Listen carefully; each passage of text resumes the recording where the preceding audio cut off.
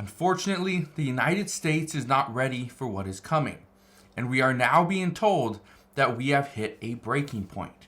But why is this? Well, the problem is that we are seeing that communities are struggling, cities are struggling, schools are struggling, and we are being told that every single person in the United States is about to feel the effects of what is happening right now.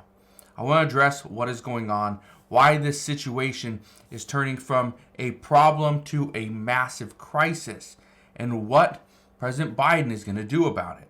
So, make sure you stick around for this entire video. All I ask is one thing, takes 2 seconds. Go ahead and hit that like button if you enjoy these daily updates. And now, let's begin.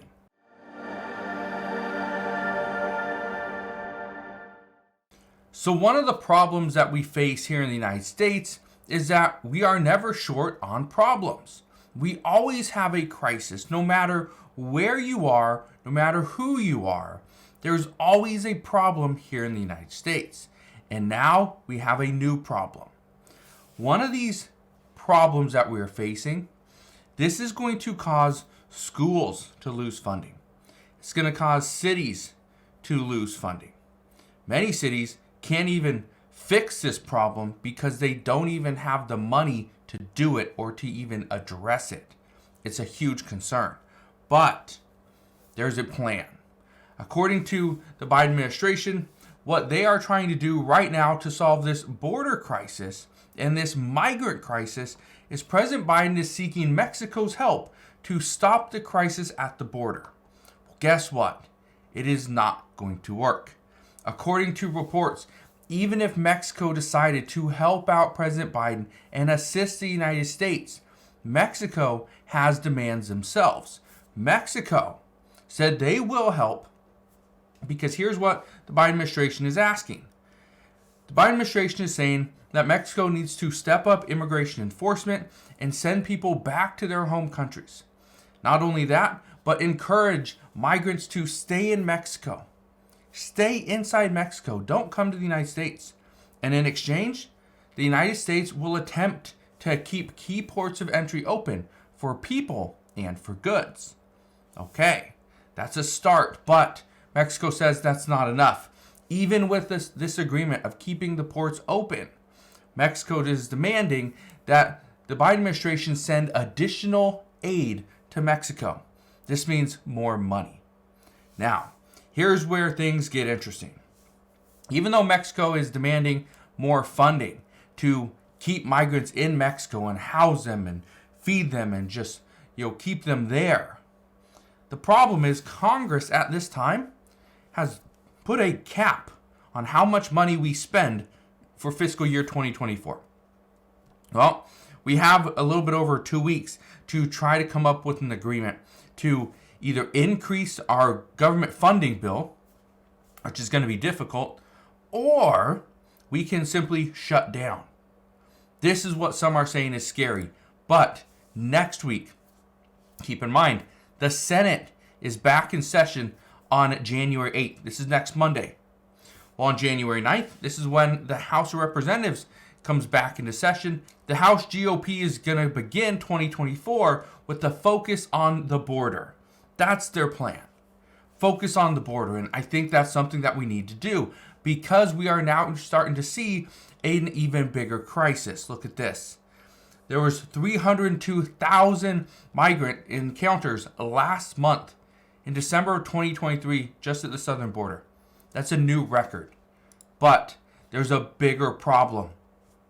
This problem isn't the southern border. That's the start. Here's the bigger problem.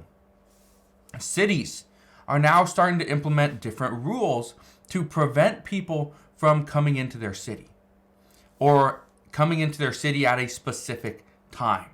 For instance, in New York's mayor, Eric Adams, he doesn't want busloads of people being dropped off at just any time of the day. He wants people being dropped off, I believe it's between 8:30 and noon, Monday through Friday. The reason for that, according to him, is because this gives the city and this gives organizers more time to find places for these people to go. Well, look at this. Okay, I want to show you this because, again, this is happening. Hundreds of migrants are being dropped off in New Jersey. They are bypassing New York City's restrictions. It's happening. People are just being dropped off at random cities nearby these sanctuary cities, where people can come in and they can either walk or take a train to their final destination. Well, here's the problem.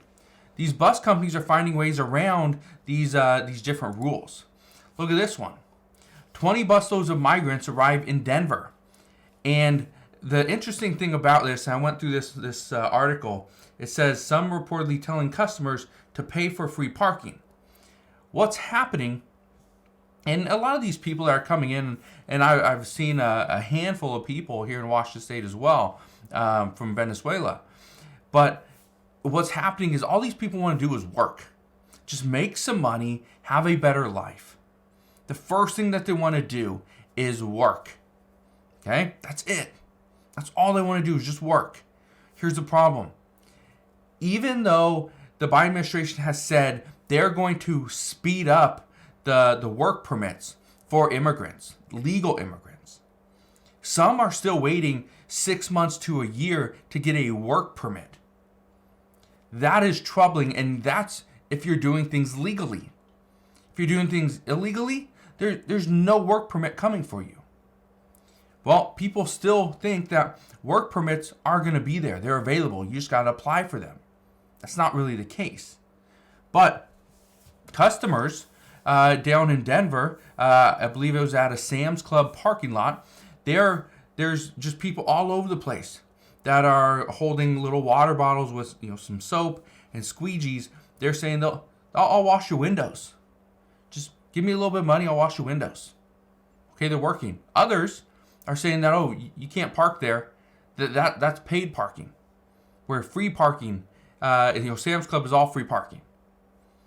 Right? So it's kind of what we're seeing, that they were turning this into a bigger problem. Now businesses are feeling the effects. Well, look at this one. In Texas, they're sending planes from Texas to drop off more than 300 migrants at the Rockford airport. And then 8 buses are headed to Chicago. Well, here's what's happening in some cities. Some cities, they do have these restrictions that you can only drop off people at certain times, like New York. Here's the other problem. Other cities say, no, absolutely not. You cannot drop off a busload of people in our city. Well, here's what's happening. People are being dropped off in nearby cities. And now nearby cities, which are not sanctuary cities, do not have the funding and have never planned to have funding for this type of a problem or a crisis. Well, they are now having to rent buses, keep them on all day long to have people sit inside those buses and stay warm. Because again, it's wintertime. Now, here's where things are starting to turn and go from bad to worse. Some mayors are stating that if a migrant bus arrives in their city, they should get ready to be bused back to the southern border. So here's what's about to happen. Texas's Governor Greg Abbott, he's sending busloads of people up north, Chicago, New York, right? Just go to Denver. He's shipping them out. Here's the problem. If those cities are not allowing migrant buses into their cities, and they're stopping the buses, guess what? Those buses could then be turned around, sent back to the southern border, and they could do it all over again. This is going to turn into a bigger problem. Once these mayors start sending the buses back, this is going to turn into a massive issue, because then the Texas Governor Greg Abbott, he is going to start sending these buses back, or start sending even more buses. This is not a problem that we should have here in the United States. This is something that governors and mayors are saying that the Biden administration, President Biden himself, needs to put a stop to this. They need federal funding in these cities like Chicago and New York, they need federal funding in order to operate and in order to continue to allow migrants into their cities. Because right now, they don't have the shelters. They just don't have them. They can't afford them. There's none available. That's the issue. So all I can tell you right now is if you live in a nearby state, okay, for example, here in Washington State, immigrants are coming in. So if you live in a nearby state, right, you're going to feel the effects. If you live in a nearby state to Illinois, to New York, you live in a nearby city to New York City or Chicago, you are going to feel the effects. And this is where many are saying that we have hit our breaking point. We can't continue this way, especially if we are now seeing more and more immigrants coming into the United States. We are seeing caravans of people, over 10,000 people hitting the U.S. border. This is going to cause a bigger problem. And right now, no city, not New York, not Chicago, no other city in the United States is prepared to bring on, thousands of people in a single day. So, as we hit this breaking point, as we go through this, experts are telling us the U.S. is not ready for what's coming. We could potentially be overrun. So, I will be here every step of the way. I'll fill you in on all the latest news and updates. All I can tell you right now is be prepared, because things are changing, not just in Democratic states, but everywhere. So, as always, thank you guys for watching. Consider subscribing, and I'll see you guys on the next one.